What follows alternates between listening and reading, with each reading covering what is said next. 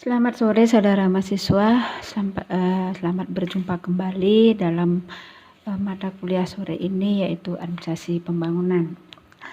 Adapun subtema pada sore hari ini yang akan kita bicarakan adalah mengenai peranan dan fungsi pemerintah dalam pembangunan berencana. Tentunya di dalam pembangunan itu di sana juga sangat besar peran dan fungsi dari pemerintah dalam pembangunan berencana. Di sini saya akan mengutip pendapat tentang pembangunan. Mengenai pembangunan itu menurut ahli, di sini saya kutip dari Arpinuddin, pengertian dari pembangunan adalah yang paling penting sekali, yaitu adalah perubahan. Pertumbuhan, rangkaian usaha dilakukan secara sadar dan suatu rencana yang tersusun secara rapi. Nah, perubahan tentunya apabila kita menginginkan pembangunan, mempunyai ide atau niat untuk membangun, di sana sudah pasti akan ditentukan diinginkan adanya terjadinya perubahan. Sudah pasti perubahan yang di sana yang diinginkan adalah perubahan menuju hal yang lebih baik. Nah, di samping itu juga di dalam pembangunan itu ada pertumbuhan. Tentunya pertumbuhan ini menuju pertumbuhan yang lebih baru atau yang lebih baik dibandingkan dengan apa yang sudah kita laksanakan sebelumnya. Nah, di samping itu pembangunan itu adalah suatu usaha yang dilakukan secara sadar. Saat membangun apapun yang kita lakukan itu adalah kita lakukan secara sadar, sehingga dengan kesadaran itu apa yang kita inginkan dan yang kita rencanakan itu bisa berjalan sesuai dengan apa yang kita rencanakan. Nah, suatu rencana yang tersusun secara rapi tentunya di sini dalam pembangunan itu rencana yang ada di dalamnya sudah tersusun secara rapi, sehingga tujuan daripada pembangunan itu bisa dapat dicapai sebaik mungkin.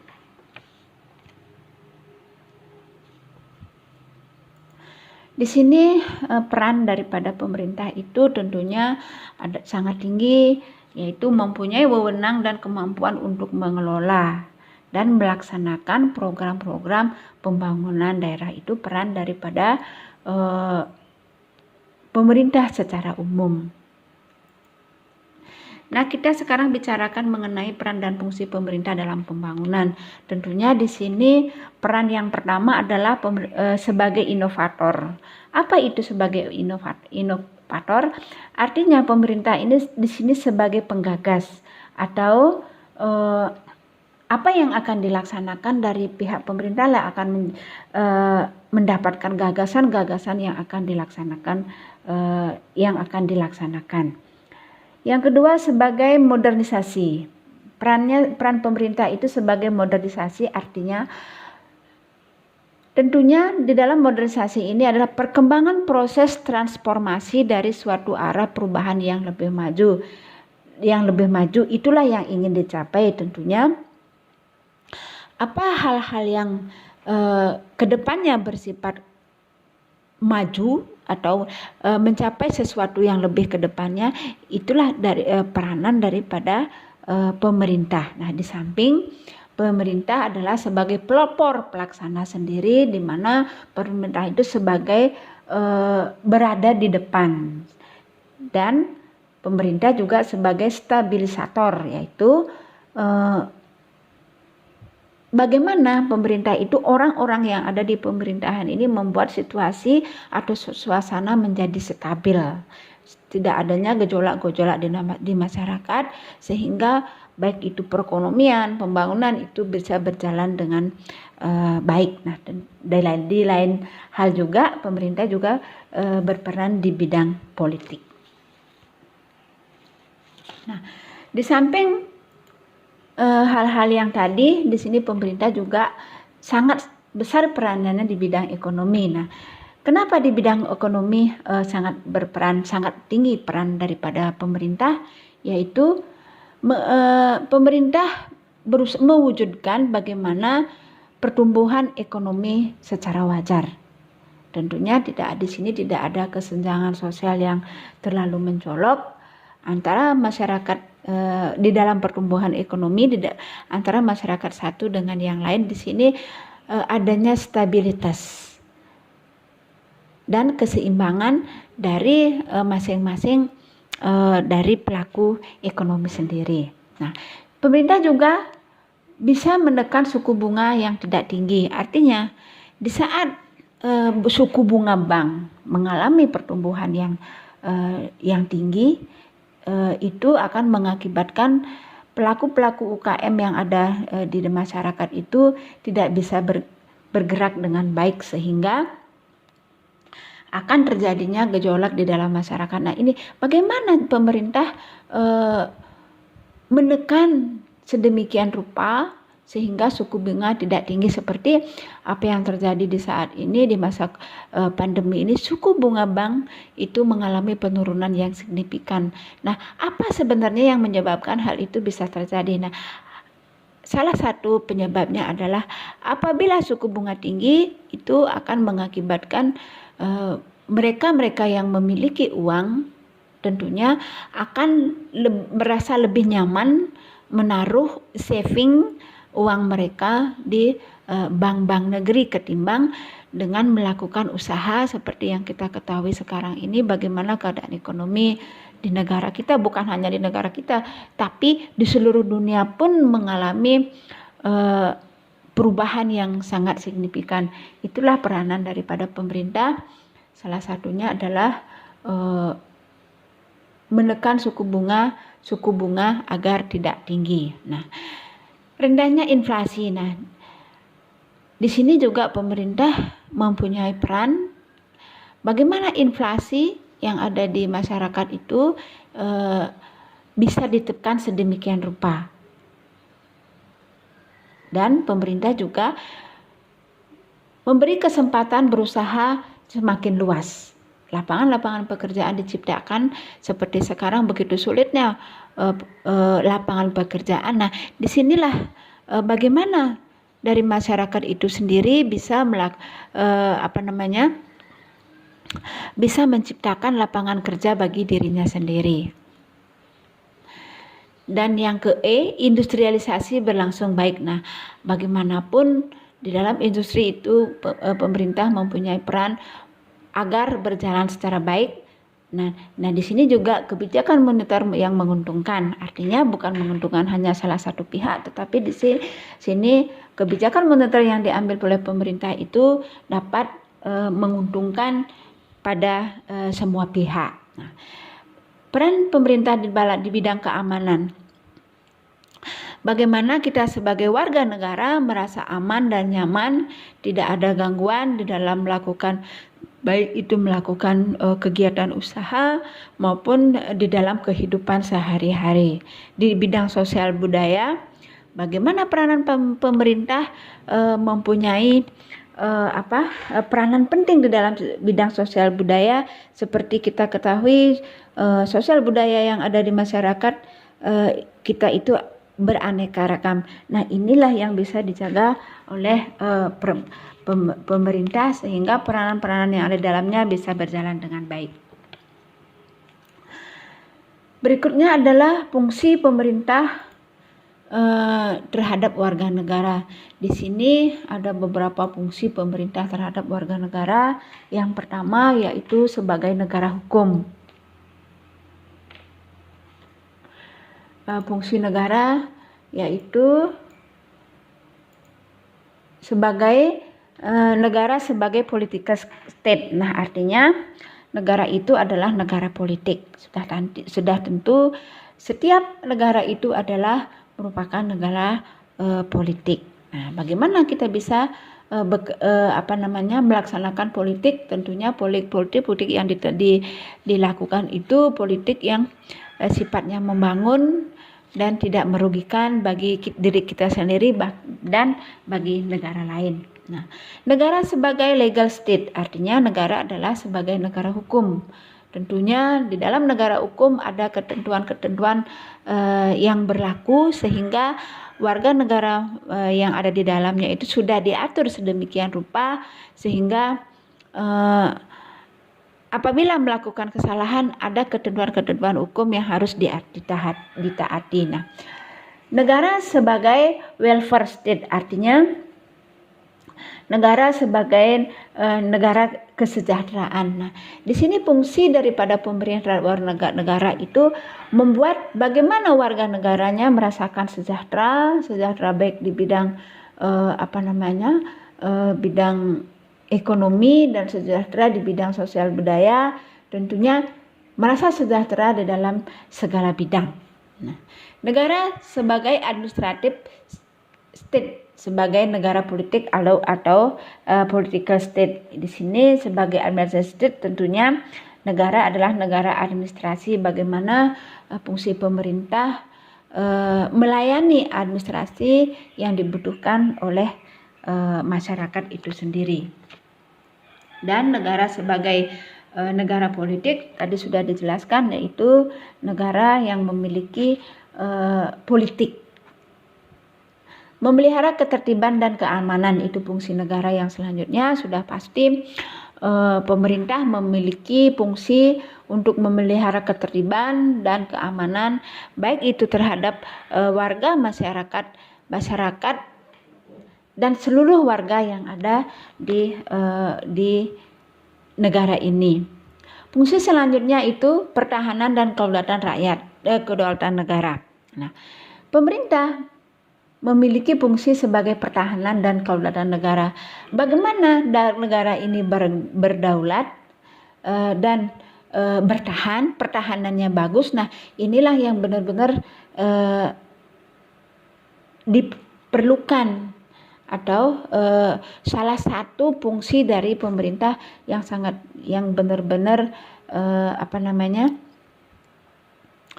dibutuhkan oleh warga negara yang ada di dalamnya.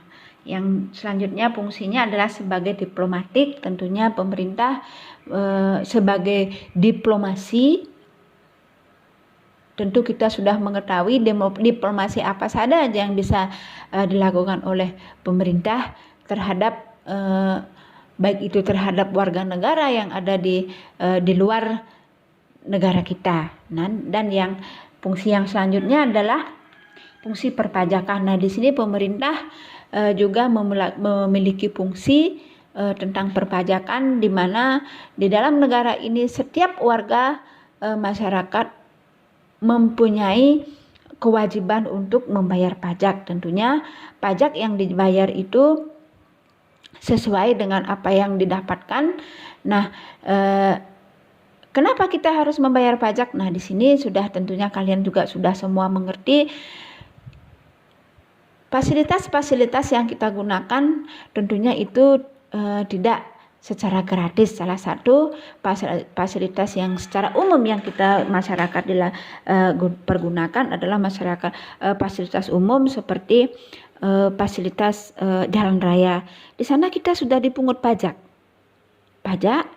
dari pajak kendaraan yang kita bayar setiap tahunnya. Nah, di saat warga masyarakat saat warga masyarakat melenceng atau mengabaikan kewajiban yang harus dia bayar, nah disinilah ada rambu-rambu dari pemerintah sehingga apapun yang terjadi hal itu harus dilunasi. Selanjutnya adalah sebagai negara hukum atau legal state. Nah, di sini sebagai negara hukum tentunya perlindungan jiwa dan harta, bukan hanya jiwa saja dilindungi oleh pemerintah, tapi harta kita sendiri juga yang kita miliki juga dilindungi, karena negara kita negara hukum. Apa yang menjadi hak kita itu dilindungi secara hukum. Perlakukan tidak diskriminatif. Nah, di dalam negara hukum ini tentunya tidak ada perlakuan yang diskriminatif. Artinya perlakuan yang kita peroleh itu semua perlakuan yang sudah sesuai, tidak ada kebal hukum dan ini tidak. Tetapi di saat kita membutuhkan perlindungan baik itu jiwa dan harta, itu semuanya diperlakukan secara tidak diskriminatif. Kesamaan di muka hukum, tentu semua warga negara Indonesia memiliki kesamaan di mata hukum, siapapun dia. Penyelesaian konflik atau persoalan melalui jalur hukum. Nah, di saat kita ada konflik, baik itu konflik secara perorangan maupun secara kelompok, tentunya konflik-konflik ini bisa diselesaikan atau dipersoalkan melalui jalur hukum, diselesaikan melalui jalur hukum. Tidak tercabutnya hak sebagai warga negara oleh siapapun termasuk negara. Nah, di sini karena kita negara hukum, maka warga negara tidak tercabut hak kita sebagai warga negara oleh siapapun termasuk negara. Negara tidak bisa mencabut hak warga negara yang sudah kita miliki. Kebebasan menjalankan hak. Nah, di sini juga hak-hak kita bebas kita melaksanakan hak yang sudah dimiliki oleh masing-masing warga negara. Dan kebebasan menjalankan hak. Nah, di sini juga setelah kita mendapatkan hak sebagai warga negara, di sini setiap warga negara memiliki kebebasan menjalankan hak yang sudah dimiliki. Tidak ada paksaan, tidak ada di saat menjalankan hak itu, apapun yang kita jalankan itu adalah hak daripada warga negara. Tidak ada orang yang bisa menghentikan atau memprotes apa yang dilakukan. Sebagai negara sejahtera atau welfare state. Nah, di dalam sebagai warga negara, fungsi pemerintah sebagai welfare state itu terjamin sejahtera lahir dan batin. Tentunya inilah yang diharapkan oleh pemerintah. Bagaimana warga masyarakat itu bisa terjamin atau sejahtera lahir dan batin. Tetapi apakah bisa? Nah, di sini pertanyaan bagi warga negara. Di saat warga masyarakat menginginkan terjadinya sejahtera lahir dan batin, apakah negara itu bisa memenuhi apa yang dibutuhkan daripada masyarakat itu sendiri? Kita ketahui bahwa masing-masing warga masyarakat memiliki kebutuhan kebutuhan untuk sejahtera baik lahir maupun batin. Nah, tapi di sini kriteria dari sejahtera itu masing-masing warga negara itu adalah berbeda. Nah, apakah di sini pemerintah bisa memenuhi atau menjamin kesejahteraan lahir dan batin bagi para warga negaranya? Semakin kecilnya jarak kesenjangan ekonomi, itu fungsi negara sebagai negara sejahtera. Harapan daripada pemerintah adalah kesenjangan ekonomi yang ada di masyarakat itu akan semakin kecil, tetapi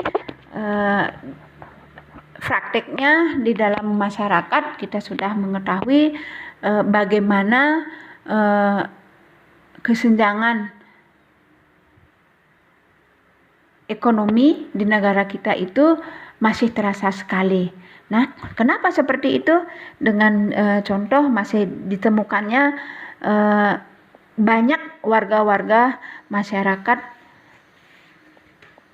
di posisi di masyarakat sangat sejahtera, tidak sejahtera. Artinya mereka masih jauh di bawah garis apa yang disebut dengan sejahtera di bidang ekonomi. Nah, inilah salah satu daripada seharusnya sebagai dari usaha pemerintah, sehingga warga negara itu memiliki jarak dalam kesenjangan ekonomi yang kecil. Nah, Pola distribusi ekonomi yang semakin merata. Inilah di saat distribusi dalam bentuk apapun kepada masyarakat itu merata oleh pemerintah, ini salah satu upaya sehingga kesejahteraan atau welfare state itu bisa dicapai. Pembangunan yang merata hingga pelosok dan pedalaman. Ini salah satu dari fungsi daripada pemerintah melaksanakan pemerataan pembangunan hingga pelosok dan pedalaman, yang tadinya benar-benar tidak terjamah, sehingga dengan pembangunan itu apa yang dimiliki oleh warga-warga yang ada di pelosok, mereka bisa menjual atau memasarkan hasil dari apa yang dia kerjakan, dan begitu juga sebaliknya bisa menikmati apa yang sudah ada berkembang di dalam negara kita, sehingga kesenjangan daripada baik ekonomi, kesenjangan sosial itu lama kelamaan nanti akan bisa teratasi.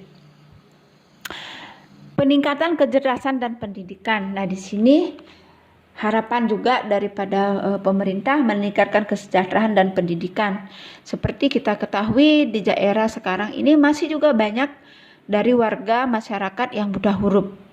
Bahkan di zaman yang serba digital seperti sekarang ini masih banyak di lingkungan kita ada yang tidak mengenal huruf, buta huruf. Nah, inilah bagaimana pemerintah di saat masyarakat itu sejahtera, salah satunya yang harus dientaskan itu adalah masalah buta huruf. Nah, di sini begitu masyarakat cerdas, baik itu di bidang pendidikan dan bidang yang lain, tentunya akan cerdas juga dalam bidang yang lain.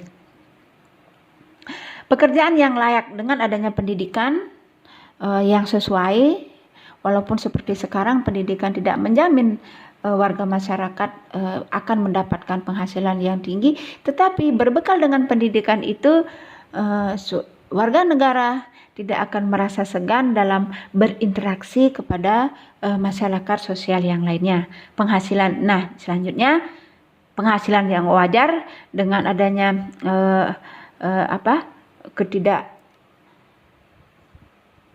dengan pendidikan yang layak, cerdas, berpendidikan, itu menyebabkan pekerjaan yang didapatkan juga sesuai, penghasilan juga yang diperoleh nantinya akan sesuai dengan apa yang keahlian yang dimiliki. Kesehatan yang mudah dan murah. Nah, ini yang diharapkan daripada warga negara, dan pemerintah juga salah satu tujuan daripada negara itu adalah, pemerintah itu adalah bagaimana kesehatan masyarakat itu bisa dijangkau dengan mudah, dan tentunya biayanya bisa terjangkau dan tidak mahal, sehingga warga negara yang berpenghasilan sedikit pun bisa menikmati yang namanya fasilitas kesehatan yang disediakan oleh pemerintah. Jaminan bagi anak terlantar dan kurang mampu. Nah, ini yang selanjutnya adalah bagaimana pemerintah menjamin bagi anak terlantar dan kurang mampu. Tentunya seperti di masa-masa pandemi ini, bagaimana anak-anak yang terlantar dan kurang mampu itu bisa dibiayai oleh pemerintah. Sudah kita ketahui seperti biaya sekolah sekarang ini, walaupun hanya belajar dan bekerja dari rumah, tetapi masih banyak siswa-siswa yang mengalami kendala di bidang pembelajaran jarak jauh, sehingga banyak para guru terutama yang bertugas di pelosok-pelosok itu melakukan jemput bola terhadap anak-anak yang tidak memiliki fasilitas, baik itu fasilitas internet maupun fasilitas yang harus digunakan di dalam proses belajar. Misalnya salah satunya adalah alatnya itu boleh dikatakan seperti smartphone. Nah, inilah bagaimana pemerintah bisa menjamin bagi anak terlantar dan kurang mampu sehingga pendidikannya tidak akan terputus di tengah jalan. Fungsi pemerintah selanjutnya ada sebagai negara administratif atau administrative state. Nah, di sini ada keterangan administrative service, artinya bagaimana pemerintah itu melayani administrasi yang dibutuhkan daripada masyarakat. Nah, yang kedua, yang selanjutnya adalah public service, bagaimana fungsi pemerintah itu adalah sebagai pelayan publik. Tentunya pelayan publik di sini bagaimana pemerintah itu melayani masyarakat yang membutuhkan pelayanan. Apakah itu pelayanan, baik pelayanan jasa dan pelayanan yang lainnya, sehingga masyarakat merasakan bagaimana pemerintah itu melayani baik di bidang jasa dan bidang yang lainnya. Di sini juga pemerintah tentunya sebagai administratif itu pelayanan yang mudah dan murah. Tentunya itulah yang diharapkan oleh warga masyarakat, bagaimana mendapatkan pelayanan yang mudah dan dengan biaya yang murah. Tidak berbelit-belit, sudah berbelit-belit, tapi di saat masyarakat membutuhkan pelayanan itu juga menghabiskan biaya yang tinggi. Media informasi yang bervariasi dan aktual. Nah, di sini pemerintah juga sebagai negara, fungsinya sebagai negara administratif. Bagaimana sebagai media informasi yang bervariasi dan aktual? Informasi-informasi yang dibutuhkan oleh masyarakat itu tentunya sudah tersedia sedemikian rupa, tidak menetun, itu ada variatif atau variasi yang inovatif dan aktual, sehingga masyarakat atau warga negara mudah untuk mendapatkan informasi yang dibutuhkan. Biaya komunikasi yang murah bahkan gratis. Nah, ini seperti sekarang ini di era globalisasi dan di masa pandemi ini, inilah yang sangat dibutuhkan oleh warga masyarakat, biaya komunikasi yang murah dan bahkan gratis. Nah, ini bagaimana kita bisa berkomunikasi dengan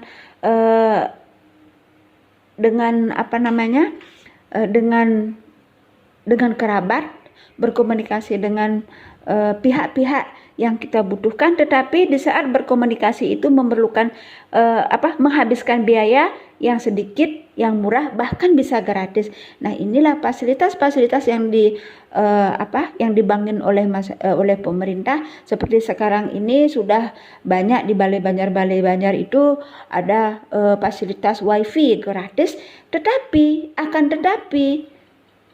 ada kebanyakan warga yang menyalahgunakan fasilitas yang disediakan oleh pemerintah, sehingga fasilitas yang disediakan ini tidak sesuai dengan peruntukannya. Nah, sehingga bukannya gratisnya di sini yang diperhatikan, tetapi akibat daripada jaringan internet yang disediakan oleh pemerintah itu bisa merusak daripada generasi muda kita. Seperti contoh anak-anak kecil yang tidak bisa lepas dengan gadget, sehingga walaupun sampai malam karena dia mencari wifi gratis dan dia berpikir bahwa keesokan harinya tidak sekolah, sehingga sampai malamlah dia bergadang. Tetapi apa yang dilakukan di sana? Bukan mencari informasi yang positif, tetapi mereka mempergunakan kesempatan itu untuk melakukan game-game yang seharusnya tidak dilakukan oleh anak-anak. Nah, bagaimana sekarang pemerintah tentunya di sini fungsinya menyediakan biaya komunikasi yang murah tetapi setidaknya tidak merugikan bagi generasi penerus kita. Dan di dalam fungsi sebagai negara administratif ini juga sebagai pusat pengaduan yang tersedia dan mudah diakses. Nah, di dalam kehidupan bermasyarakat tentunya ada beberapa ada hal-hal yang menjadi yang menjadi kendala di saat kita warga ingin melakukan pengaduan. Di sini pemerintah sudah tentu mengadakan pusat pengaduan yang tersedia dan mudah diakses. Salah satu contoh misalnya pengaduan tentang PLN atau di musim-musim hujan seperti sekarang ini ada pohon yang tumbang menimpa kabel, itu kan sangat berbahaya bagi warga negara. Nah, inilah pengaduan kemana yang harus kita lakukan pengaduan seperti ini. Nah, itulah fungsi dari administrasi negara sehingga pengaduan bisa dilakukan secara cepat dan tepat dengan menyediakan layanan yang sudah bisa diakses dengan luas oleh warga negara. Nah, fungsi negara yang selanjutnya adalah sebagai modernisator. Di dalam modernisator ini tentunya bagaimana pemerintah itu berpikir secara modern, tidak ke belakang, tetapi mereka pemerintah berpikir secara modernisasi. Nah, di sini di dalam modernisasi ini ada hal-hal yang harus diperhatikan, yaitu penguasaan iptek. Tentunya kalian sudah mengetahui semua bagaimana penguasaan iptek baik dari warga negara. Seperti sekarang ini sudah segala sesuatunya berbentuk digital. Bahkan apapun yang kita butuhkan itu tinggal pencet gadget, tunggu berapa hari atau bahkan tunggu beberapa jam, apa yang dibutuhkan itu sudah bisa kita miliki. Kemahiran manajerial. Nah, di dalam modernisasi, kemahiran di dalam memanage itu juga sangat diperlukan. Itulah tujuan daripada modernisasi, salah satu fungsi daripada pemerintah dalam pembangunan daerah.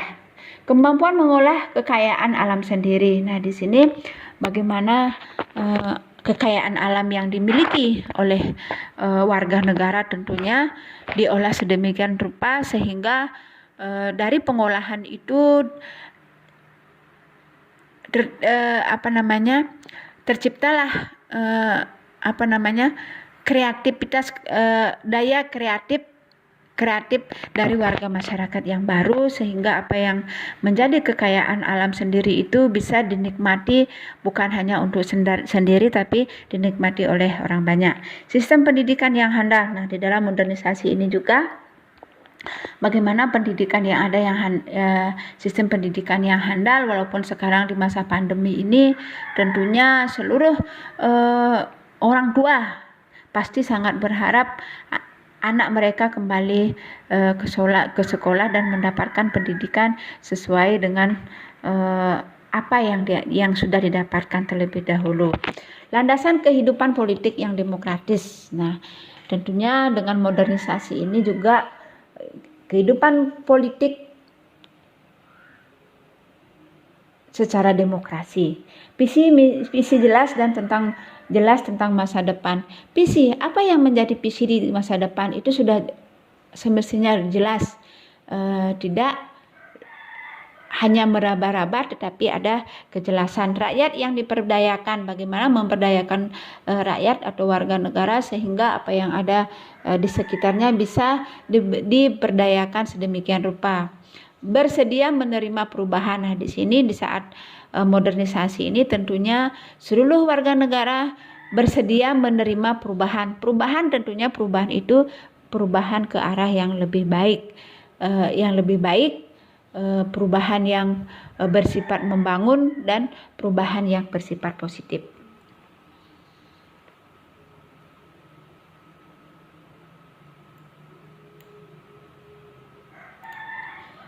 Fungsi pemerintah yang selanjutnya adalah sebagai pelopor. Tentu kita sudah tahu apa itu pelopor. Pelopor sebagai pemula atau boleh dikatakan sebagai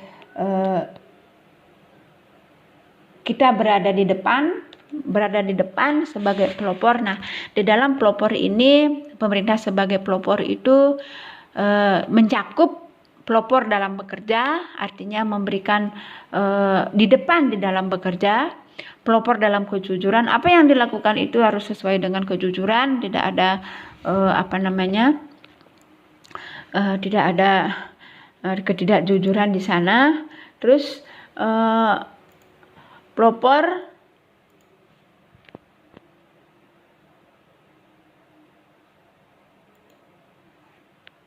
dalam disiplin juga, baik itu disiplin waktu dan yang lainnya juga pemerintah di depan sehingga akan diikuti oleh yang lainnya. Pelopor sebagai taat aturan. Apa aturan yang sudah ditulis dan aturan-aturan yang sudah tercantum itu harus ditaati.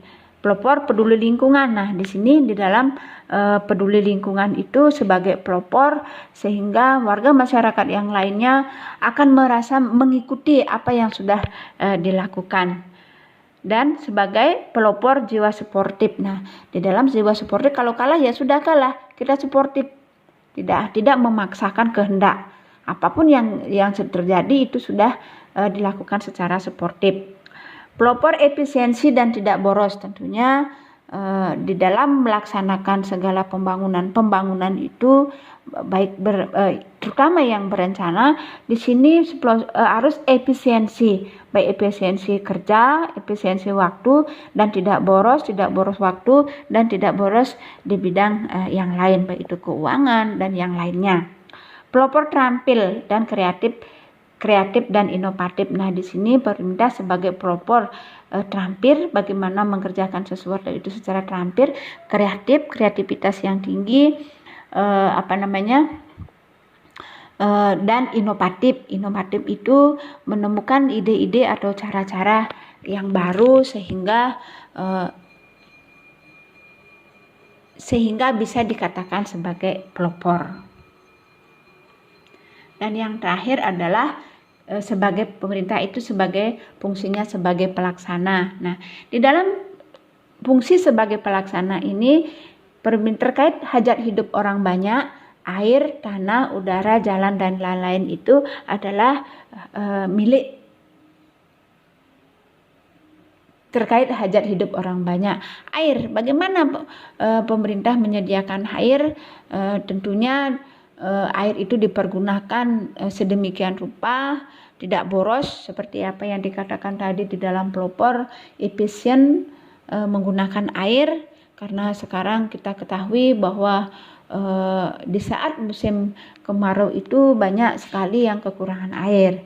Nah, tanah juga, udara, jalan dan lain-lain. Sumber kekayaan alam yang ada di alam ini adalah menjadi hak warga, tetapi semuanya itu di bawah pengawasan dari pemerintah. Urusan agama juga, nah ini yang sangat riskan, bagaimana urusan agama itu yang benar-benar sensitif, sehingga pemerintah di sini di dalam menangani urusan agama itu harus benar-benar menjamin tidak adanya ketersinggungan dari agama satu dan agama yang lain. Nah, pelaksana persenjataan. Nah, di sini juga negara sebagai pelaksana persenjataan mempersiapkan senjata-senjata yang dibutuhkan, walaupun kita tidak menginginkan adanya kekerasan, baik itu perang atau menggunakan senjata-senjata, tetapi kewajiban pemerintah itu adalah mempersiapkan dari persenjataan itu sendiri. Dan yang terakhir adalah rahasia negara. Nah, pemerintah wajib melaksanakan rahasia-rahasia apa yang menjadi rahasia daripada warga negara kita, sehingga kerahasiaan itu terjamin baik secara di dalam maupun di luar. Nah, demikianlah kuliah pada hari ini yang mengambil tema atau subtema yaitu peranan dan fungsi pemerintah di dalam perencanaan pembangunan. Nah, pemerintah dalam melakukan pembangunan ini harus berjalan sebagaimana mestinya tanpa ada unsur curang di dalamnya. Itulah salah satu bagaimana kejujuran di sini harus ditegakkan. Oke, sekian dan terima kasih.